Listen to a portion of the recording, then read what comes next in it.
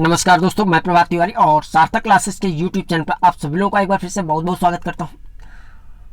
दोस्तों, अगर आप कोई भी कॉम्पिटिटिव एग्जाम दे रहे हैं और खासकर अगर उत्तर प्रदेश का कॉम्पिटिटिव एग्जाम है और आपके पाठ्यक्रम में जीके का पाठ्यक्रम भी है, तो आपसे एक उम्मीद की जाती है कि जो सामान्य जीके है उसके साथ साथ उत्तर प्रदेश की भी सामान्य जानकारी आपको होनी चाहिए। इसी कड़ी में ऑलरेडी एक वीडियो हमने पहले भी अपलोड किया हुआ, दूसरी कड़ी में आज हम आगे बात करने वाले हैं। तो वीडियो में आगे बढ़ने से पहले एक नज़र डाल लेंगे कि पिछले वीडियो में हम लोगों ने क्या क्या पढ़ा हुआ था, और आप लोगों की सुविधा के लिए उस वीडियो का जो लिंक है वो भी डिस्क्रिप्शन बॉक्स में हम आपको प्रोवाइड कर देंगे, जिससे कि उस वीडियो को अगर अभी तक आपने नहीं देखा तो उसे आप देख सकें। तो चलिए सबसे पहले हम रिविजन कर लेते हैं कि पिछले वीडियो में हम लोगों ने क्या पढ़ा था। देखिए, इसको अधिक डिटेल में हम नहीं पढ़ेंगे, एक ससरी निगाह डाल लेते हैं कि पिछले वीडियो में हमने पढ़ा था कि उत्तर प्रदेश का गठन किस प्रकार से हुआ। इसमें हम लोगों ने पढ़ा हुआ था कि 1 अप्रैल 1937 को आगरा और अवध को मिला करके उत्तर प्रदेश को यूनाइटेड प्रोविंस नाम से उत्तर प्रदेश गठन किया गया था, और बाद में 24 जनवरी 1950 में इसका नाम बदल के उत्तर प्रदेश रख दिया गया था। और 9 नवंबर 2020 को उत्तराखंड राज्य उत्तर प्रदेश से अलग हो गया था। इसके अतिरिक्त उत्तर प्रदेश का स्थापना दिवस, सीमावर्ती राज्य कौन कौन से थे, 8 राज्य और एक केंद्र शासित राज्य था। सीमावर्ती देश के साथ ही राजकीय भाषा, चिन्ह, वृक्ष, पुष्प, पशु पक्षी पर भी हमने नज़र डाली थी। कुल क्षेत्रफल, कुल जिले और जिलों संबंधित महत्वपूर्ण फैक्ट्स कि कौन सा जिला किस राज्य से मिलता है, जिले के जो सीमावर्ती जिले हैं वो कौन कौन से हैं। तो ये बहुत सारे फैक्ट्स हैं, काफ़ी इंपॉर्टेंट फैक्ट्स हैं आपके एग्जाम की दृष्टि से। उनको शामिल करते हुए सबसे अधिक क्षेत्रफल, सबसे कम क्षेत्रफल वाले जिलों के विषय में बात की थी। टोटल मंडल कौन कौन से हैं उस पर एक नज़र डाला था। और इस तरीके से बढ़ते हुए हमने पिछले वीडियो को विराम दिया था कि उत्तर प्रदेश का प्राकृतिक प्रदेशों में विभाजन किस प्रकार किया जाता है। तो इसी को आगे बढ़ाएंगे और आज का वीडियो स्टार्ट करेंगे हम लोग। तो सबसे पहले देखिए, हम बात करेंगे आज के वीडियो में उत्तर प्रदेश की प्रमुख नदियाँ। वैसे तो बहुत सारी नदियाँ हैं, लेकिन जो कुछ प्रमुख नदियाँ हैं जिनके संदर्भ में आपको जानकारी होनी चाहिए: गंगा, यमुना, घाघरा, शारदा, केन, बेतवा, चंबल, राप्ती, रामगंगा, गोमती, टोंस, सई आदि। गंगा नदी, जैसा आप लोग जानते हैं कि उत्तर प्रदेश की सबसे लंबी नदी है। गंगा नदी का जो उद्गम है गंगोत्री हिमनद गोमुख से इसका उद्गम होता है। हरिद्वार से गंगा नदी जो है मैदानी क्षेत्रों में प्रवेश करती है, और बिजनौर जिला, उत्तर प्रदेश का बिजनौर जिला वो पहला जिला है जहाँ से गंगा नदी उत्तर प्रदेश में प्रवेश करती है। और इसी प्रकार बलिया वो लास्ट जिला है जहाँ से होकर जो गंगा नदी है वो उत्तर प्रदेश से बाहर निकल जाती है, यानी बिहार राज्य में प्रवेश कर जाती है। इस तरीके से कुल 28 जिलों से होकर जो गंगा नदी वो प्रभावित होती है उत्तर प्रदेश में। गंगा की सहायक नदियों की अगर बात करें तो दो तरीके से हम बात करेंगे कि वह नदियां जो गंगा नदी में बाएं किनारे से आके मिलती हैं, और ऐसी नदियां जो गंगा नदी में दाहिने किनारे से आकर मिलती हैं। तो सबसे पहले बाईं ओर से गंगा में मिलने वाली सहायक नदियां कौन कौन सी हैं? तो रामगंगा, गोमती, घाघरा, गंडक, कोसी और महानंदा नदी। इसमें से जो गंडक, कोसी और महानंदा नदी है नेपाल से आने वाली नदियाँ हैं। दाएं ओर से गंगा में मिलने वाली सहायक नदियों में अगर हम नज़र डालें तो इसमें प्रमुख नदियाँ चंबल, बेतवा, केन, यमुना, टोंस, सोन। इसमें भी देखने वाली बात यह है कि जो चंबल, बेतवा और केन नदी है ये सीधे गंगा नदी में न मिलके यमुना नदी में मिलती है, और बाद में यमुना नदी गंगा नदी में आके मिल जाती है। और सब लोग जानते हैं कि गंगा नदी और यमुना नदी का जो मिलन स्थल है प्रयागराज है। तो चंबल नदी इटावा के पास आके यमुना नदी मिलती है, बेतवा हमीरपुर में आके यमुना नदी मिल जाती है, और केन नदी जो है बांदा में आके यमुना नदी में मिल जाती है। इन नदियों में एक और प्रमुख बात है कि यमुना नदी को छोड़कर अन्य जो भी नदियां हैं चंबल, बेतवा, केन, टोंस, सोन, ये सभी मध्य प्रदेश से होते हुए आती हैं, जबकि यमुना नदी का जो उद्गम स्थान है वो उत्तराखंड है। यानी यमुना नदी उत्तराखंड से निकलती है, जबकि अन्य नदियां मध्य प्रदेश से निकलती हैं। एक लंबाई की बात कर लें तो चंबल नदी की कुल लंबाई 1050 किलोमीटर है, बेतवा नदी की कुल लंबाई 590 किलोमीटर है, केन नदी की कुल लंबाई 427 किलोमीटर है, यमुना नदी 1376 किलोमीटर लंबी है, टोंस नदी 264 किलोमीटर लंबी है, और सोन नदी जो है 780 किलोमीटर लंबी है। तो देखिए, ये फैक्ट्स वैसे तो लगता है कि हो सकता है ना पूछे जाए, लेकिन अगर पेपर सेटर को थोड़ा सा भी इंटरेस्ट है पेपर बनाने में तो कई तरीके से प्रश्न बना सकता है।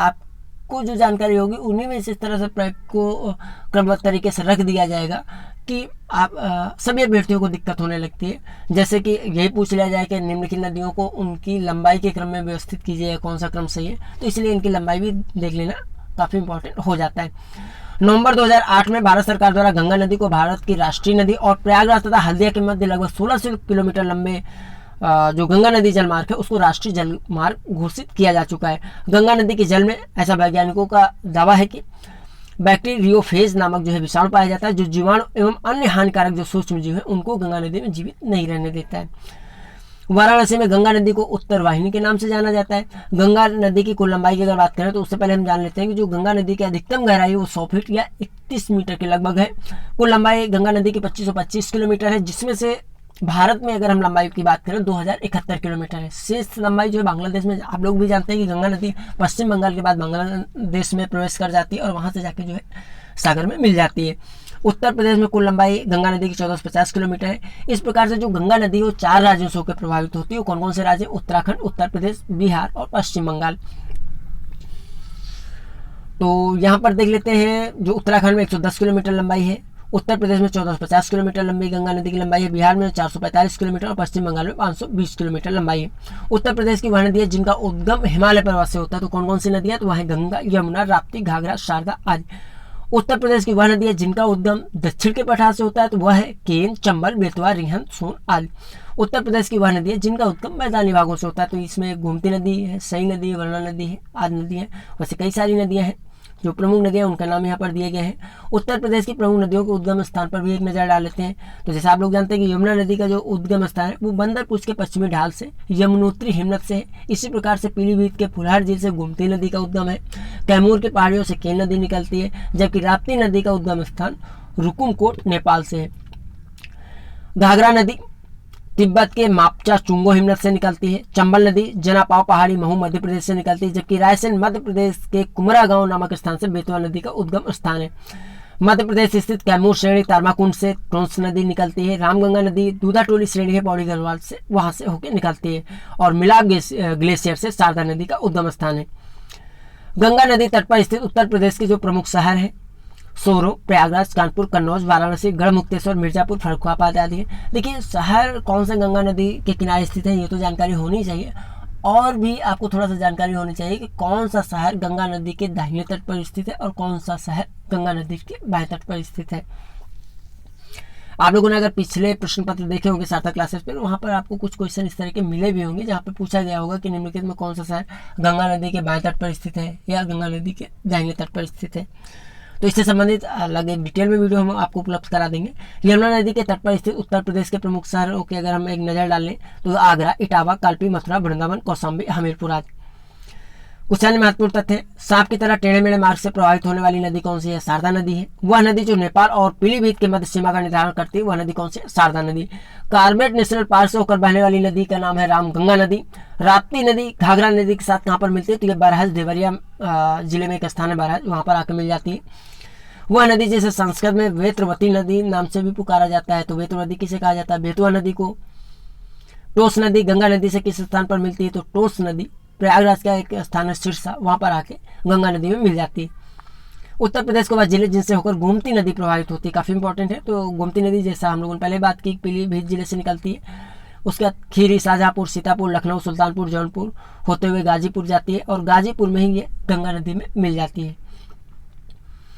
उत्तर प्रदेश की प्रमुख झीलें, बहुत सारी झीलें, कुछ प्रमुख नाम: सुर सरोवर झील, कीठम झील आगरा में, अलीगढ़ में शेखा झील है, बड़ा ताल शाहजहाँपुर में। इस तरीके से चितौरा झील बहराइच में स्थित है। राधाकुंड दहरी झील मथुरा में, सुरहा ताल झील बलिया में, कुंद्रा समुद्रम उन्नाव में स्थित है, जबकि कानपुर में मोती झील और बल्लापारा झील स्थित है। मिर्जापुर में जिरगो जलाशय, सिरसी जलाशय, दांडादरी स्थित है। बेड़ा सागर और मदन सागर महोबा में स्थित है, जबकि रायबरेली में विसैथा ताल, भरतपुर झील और मूंग ताल स्थित है। झांसी में लक्ष्मी ताल और बलुआ सागर झील स्थित है। करैला झील लखनऊ में है, बेती झील प्रतापगढ़ में, राजा का बांध सुल्तानपुर में और मुजफ्फरनगर में शुक्रताल है। अम्बेडकर नगर में इसी तरीके से दरबन झील है। कन्नौज में देवरिया ताल, रामगढ़ ताल गोरखपुर में स्थित है, गौरी झील रामपुर में और लियौरी झील बरेली में स्थित है। उत्तर प्रदेश में स्थित प्रमुख बांध, तो यहाँ पर एक नज़र डालेंगे कि बांध किस नदी पर स्थित है और उसकी स्थिति क्या है, किस जिले में या किस स्थान पर वो बांध बना हुआ है। तो सुकमा डुगमा झील बेतवा नदी पर बना हुआ है, झांसी में स्थित है। इसी तरीके देखिए ललितपुर में कई बांध हैं, जिसमें से शहजाद और गोविंद सागर ये 2 बांध हैं, शहजाद नदी पर बने हुए ललितपुर में। रोहिणी नदी पर रोहिणी बांध बना हुआ है ललितपुर में, और सजनाम बांध जो है सजनाम नदी पर ललितपुर में बना हुआ है। पथराई बांध पथारी नदी में झांसी में बना हुआ है। बेतवा नदी पर माटा तिला बांध और पारिछा बांध है, ये भी झांसी में स्थित है। गोविंद बल्लभ पंत सागर बांध, ये रिहन बांध रिहन नदी में है, सोनभद्र में स्थित है ये। कन्हार नदी पर कन्हार बांध बना हुआ है, ये भी सोनभद्र में स्थित है। जबकि चंदौली में चंद्रप्रभा बांध है जो कि चंद्रप्रभा नदी पर बना हुआ है। इसी तरीके सोनभद्र में ओबरा बांध भी है, रिहन नदी पर बना हुआ है।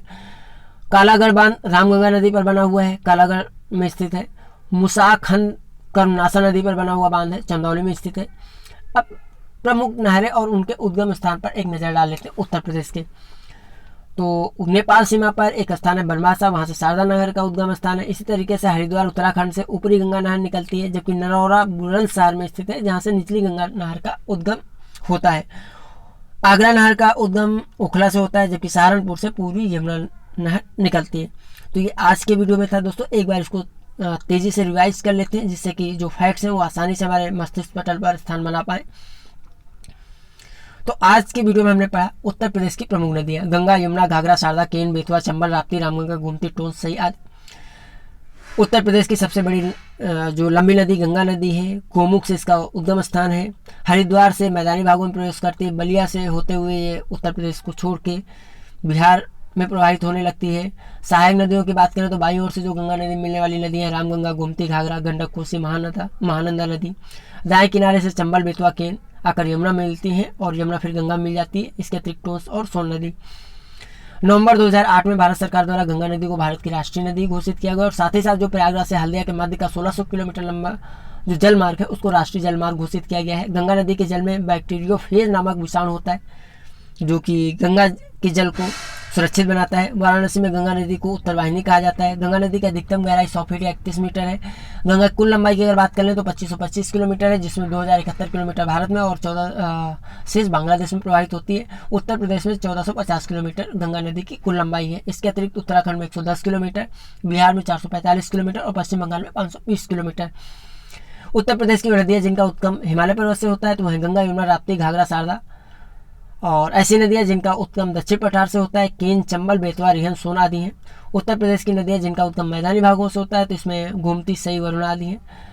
प्रमुख नदियों के उद्गम स्थान की बात करें तो यमुनोत्री हिमनद से यमुना नदी, फुलहर झील से गोमती नदी, कैमूर की पहाड़ियों से केन नदी, कुमकोट नेपाल से राप्ती नदी, मापचा चुंगो हिमनद तिब्बत से घाघरा नदी, जनापाव पहाड़ियाँ महू मध्य प्रदेश से चंबल नदी, कुमरा गांव से बेतवा नदी और मध्य प्रदेश स्थित कैमूर श्रेणी तारमाकुंड से टोंस नदी और दूधा टोली श्रेणी से रामगंगा, जबकि मिलाप ग्लेशियर से शारदा नदी निकलती है। गंगा नदी के तट पर स्थित प्रमुख नगर सोरो, प्रयागराज, कानपुर, चंदौली, वाराणसी, गढ़मुक्तेश्वर, मिर्जापुर, फर्रुखाबाद। यमुना नदी के तट पर स्थित प्रमुख नगर आगरा, इटावा, कालपी, मथुरा, वृंदावन, कौशाम्बी, हमीरपुर आदि। सांप की तरह टेढ़े मेढ़े मार्ग से प्रवाहित होने वाली नदी शारदा नदी है। नेपाल और पीलीभीत के मध्य सीमा का निर्धारण जो करती शारदा नदी है। कार्बेट नेशनल पार्क से होकर बहने वाली नदी रामगंगा नदी है। राप्ती नदी घाघरा नदी के साथ मिलती है बरहाज देवरिया नामक स्थान पर। वह नदी जिसे संस्कृत में वेत्रवती कहा जाता है बेतवा नदी है। टोस नदी गंगा नदी से जिस स्थान पर मिलती है वह है सिरसा, प्रयागराज।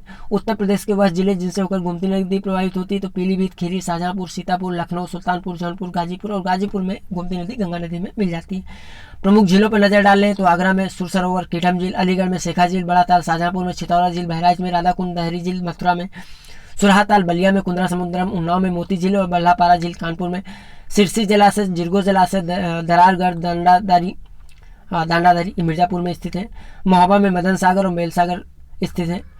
रायबरेली में जो झीलें स्थित हैं विसैथा ताल, भरतपुर झील, मूंग ताल, जबकि झांसी में लक्ष्मी ताल, बरुआ सागर।